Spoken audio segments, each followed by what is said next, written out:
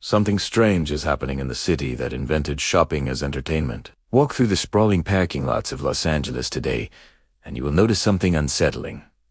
Cars are sparse where thousands once parked. Entrances that used to pulse with crowds now echo with footsteps. Escalators move upward, carrying no one. And behind the polished glass facades, entire corridors sit dark, empty, waiting for tenants that may never come. Los Angeles did not just embrace the shopping mall, it created Italiano, the modern enclosed mall, the temples of consumerism that spread across America and then the world. Were born ere. This was the city where shopping became a lifestyle, where retail became theater, where spending money became a form of self-expression. For decades, the malls of Los Angeles represented something larger than commerce. They represented the California dream itself. But today, that dream is fracturing, and almost nobody is talking about it. The decline did not happen overnight. It crept in slowly, like fog rolling off the Pacific. First, an anchor store would close. Then a few smaller shops. Then an entire wing would go dark. Management would cover the empty storefronts with optimistic banners. Exciting changes coming soon. New experiences ahead. But months would pass. Then, years, and the banners would fade while the spaces behind them remained hollow. This is the story of how Los Angeles is quietly burying the very thing it gave to the world, and what that death reveals about a city struggling to recognize itself.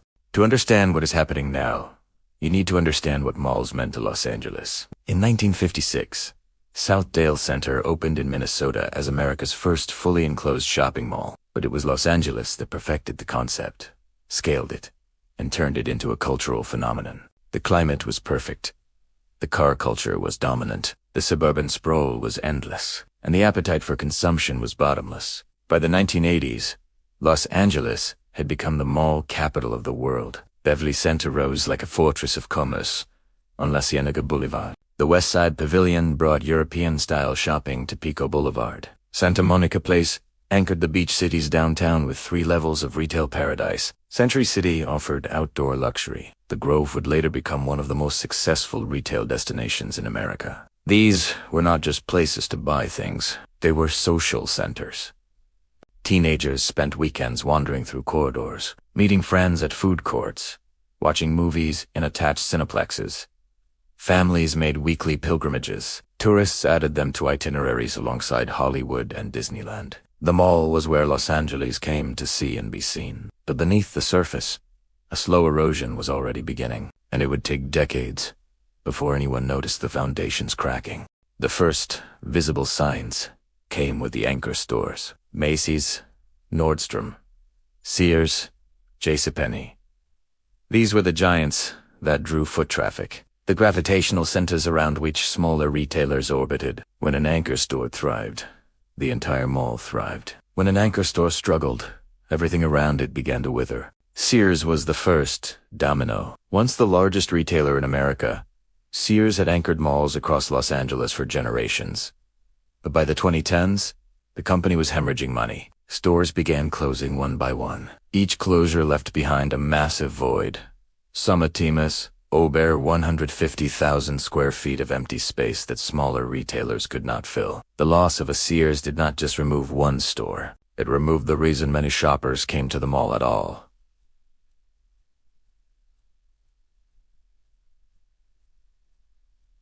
Then came Macy's, JCPenney, then Nordstrom in some locations. Each departure triggered the same pattern. Foot traffic dropped. Smaller stores saw sales decline. Lease renewals became difficult. More closures followed. The death spiral had begun. What made this particularly devastating for Los Angeles was the sheer scale. This was not a city with a handful of malls. This was a metropolitan area with dozens of major shopping centers spread across hundreds of square miles. When the decline hit, it hit everywhere simultaneously.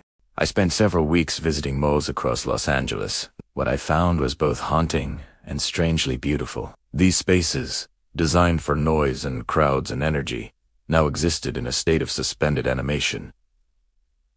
Not quite dead, not quite alive.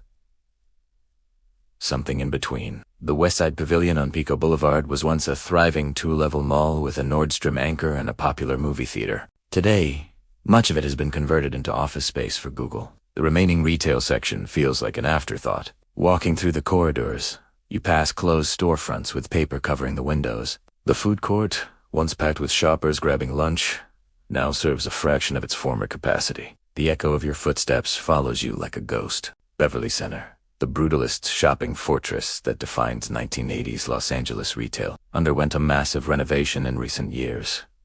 The exterior was softened. Natural light was added.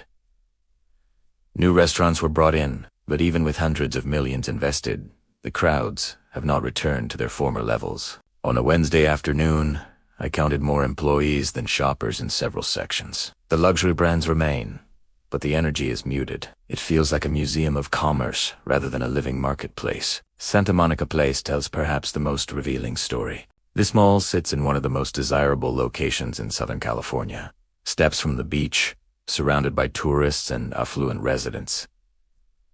It should be thriving. Instead, it has struggled for years.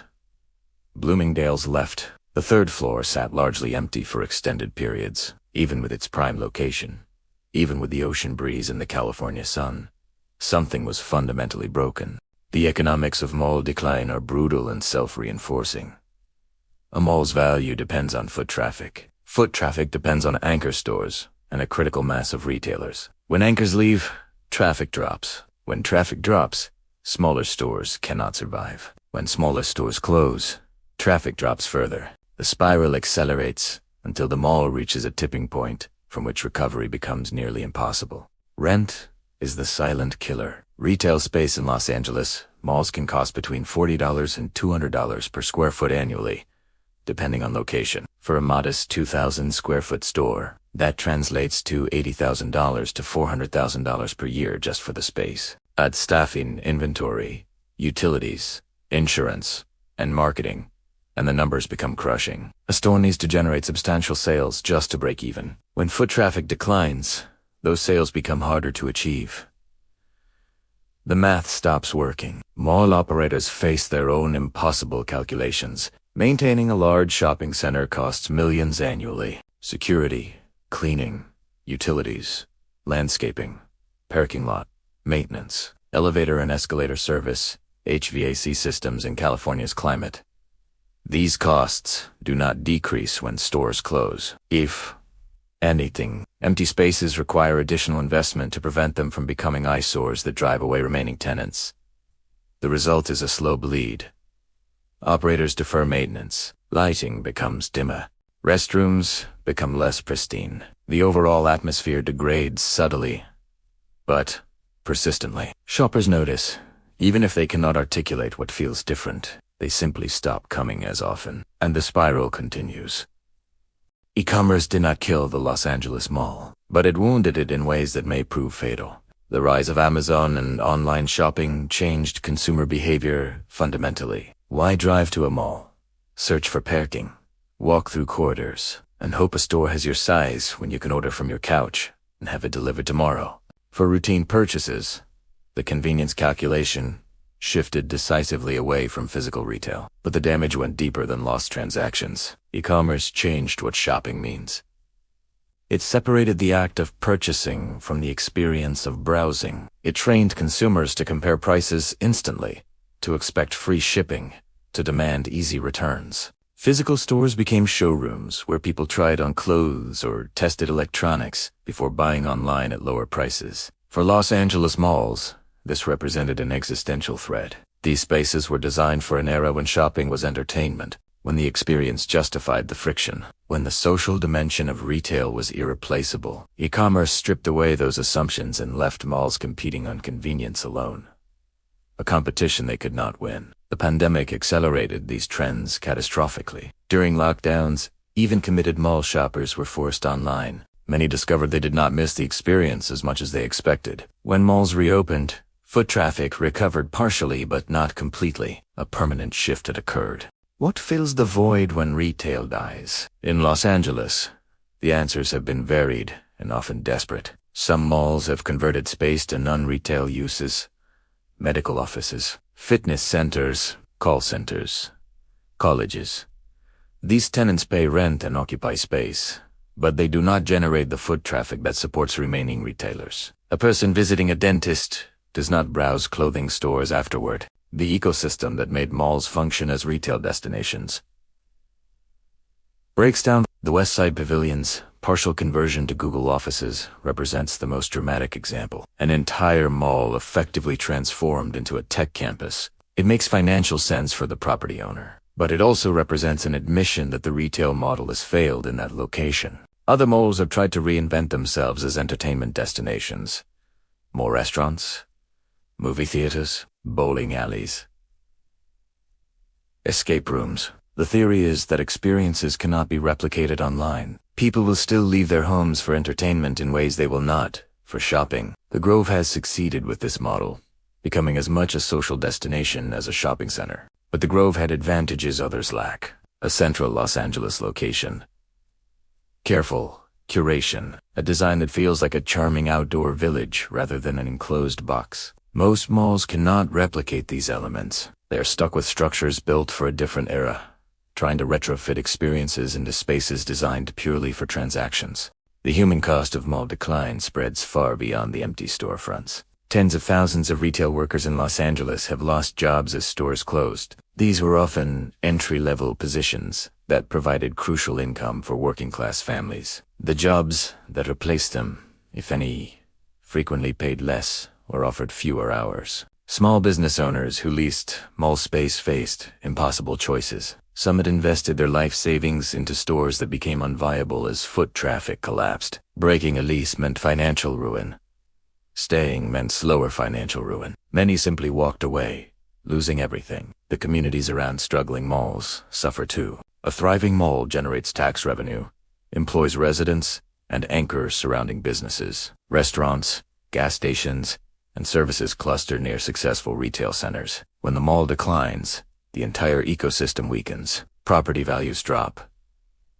Vacancies spread. The area develops a feeling of abandonment that becomes self-reinforcing. Drive through parts of the San Fernando Valley today and you can see this pattern clearly. Strip malls with half their spaces empty. Anchorless shopping centers with tumbleweeds in the parking lots. Former retail corridors that now feel post-apocalyptic. Despite the California sunshine, the generational shift may be the most profound force reshaping Los Angeles retail. Younger consumers simply do not relate to malls the way their parents did. For baby boomers and Gen X, the mall was a destination. A place to spend a Saturday, a social hub. A marker of middle-class achievement. Owning a home in a good suburb with a nice mall nearby was part of the American dream. For millennials and Gen Z, malls often represent something different. Consumerism, environmental waste, a relic of car-dependent suburban sprawl. These generations came of age with smartphones and social media. Their social lives happen online. Their shopping happens through apps. The mall offers nothing they cannot get more conveniently elsewhere. This is not absolute. Young people still shop in physical stores. They still gather in public spaces, but they are far more selective about where and why. They might visit a carefully curated boutique, a pop-up experience, a trendy restaurant. What they do not do is wander aimlessly through department stores or spend hours in generic mall corridors. Los Angeles, despite its reputation for trend-setting, has struggled to adapt to these preferences. Many of its malls remain locked in a format that appeals to consumers who are aging out of their prime spending years. The young people who represent the future of retail often live in denser urban neighborhoods where they can walk to local shops. The sprawling suburban mall holds little appeal. There are exceptions. The Grove continues to perform remarkably well, drawing crowds that seem to defy broader trends. Its secret lies in execution. The outdoor design creates an atmosphere that feels more like a European plaza than an American mall.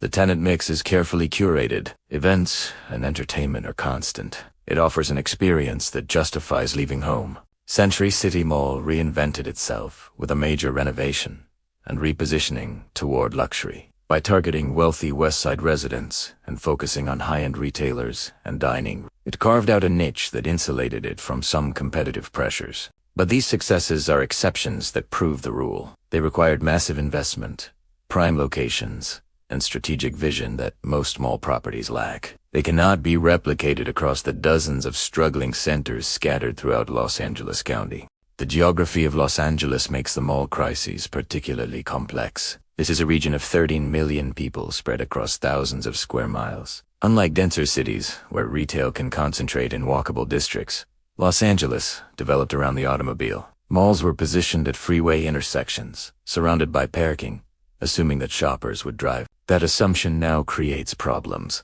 As traffic worsens and environmental consciousness grows, driving to a mall becomes less appealing. Younger residents increasingly cluster in neighborhoods where they can avoid car dependence. The very design that made malls convenient in 1980 makes them inconvenient in 2025.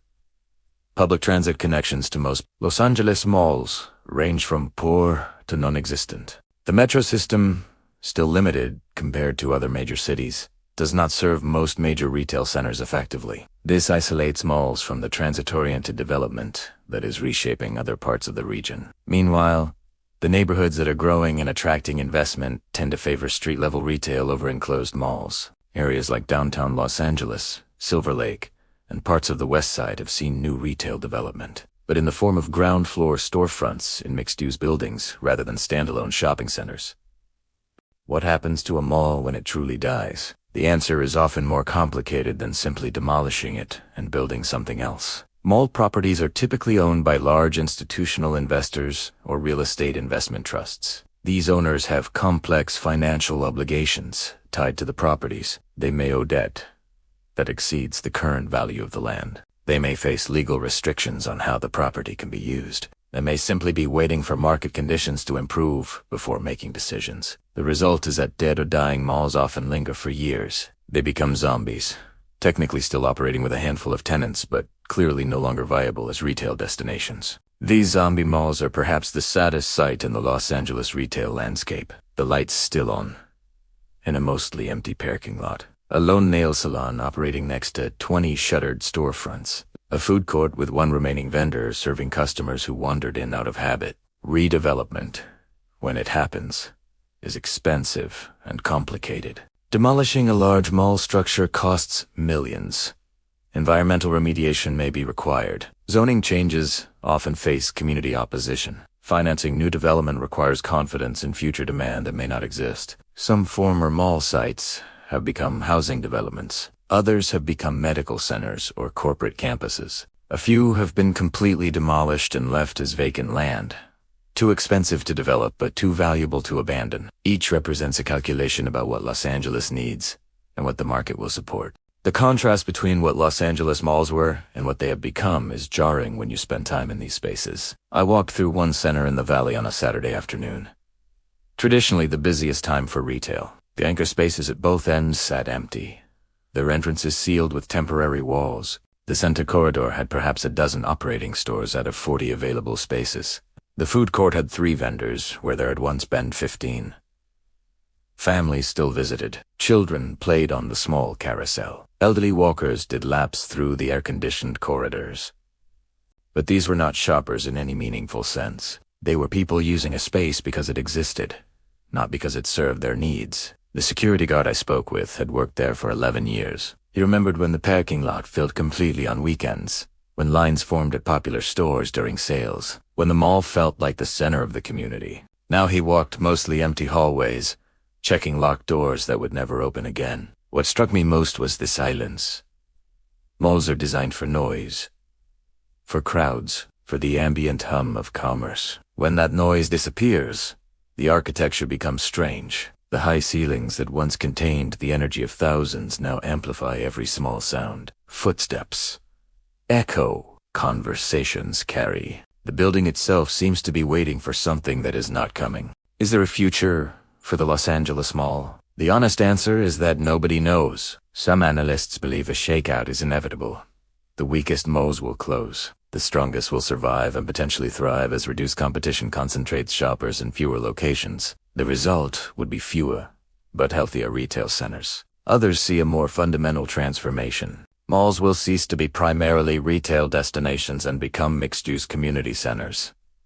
Some retail, some entertainment, some services, some housing, some office space. The enclosed shopping mall as a distinct category will blur and eventually disappear. A few optimists point to the cyclical nature of retail. Perhaps the pendulum will swing back. Perhaps consumers will tire of online shopping and rediscover the pleasures of physical stores. Perhaps a new generation will embrace malls. Ironically, the way vinyl records and vintage clothing have found new audiences. But the weight of evidence suggests something more permanent is occurring. The conditions that created the Los Angeles Mall, cheap land, abundant parking, car-dependent suburbs, limited retail alternatives, are not returning. The future belongs to different models. What does it mean for a city to lose the spaces that defined it? Los Angeles has always been a city of The orange groves became suburbs. The suburbs became sprawl. The entertainment industry remade itself repeatedly. Perhaps the death of the mall is simply another chapter in an endless transformation, but there is something melancholy about watching these spaces fade. For all their flaws, for all the consumerism and environmental impact and aesthetic blandness, the malls of Los Angeles represented a particular vision of American life, a vision of abundance and optimism and upward mobility, a vision where anyone could participate in the dream simply by walking through glass doors into air-conditioned comfort. That vision was always partly illusion. It depended on cheap energy and global supply chains and credit cards and 100 other forces that were never sustainable. But it was a powerful illusion while it lasted, and its passing leaves behind not just empty buildings, but empty ideas about what prosperity means and how communities gather. The sun sets over a parking lot in the San Fernando Valley. A few cars remain scattered across acres of asphalt. The mall entrance glows with light that seems too bright for the few shoppers passing through. Inside, the corridors stretch toward closed storefronts, their darkened windows reflecting nothing. Los Angeles invented the shopping mall, built it into a symbol of American prosperity, exported it around the world, and now, quietly, without ceremony, is watching it disappear. The question is not whether malls will survive in Los Angeles. Some will.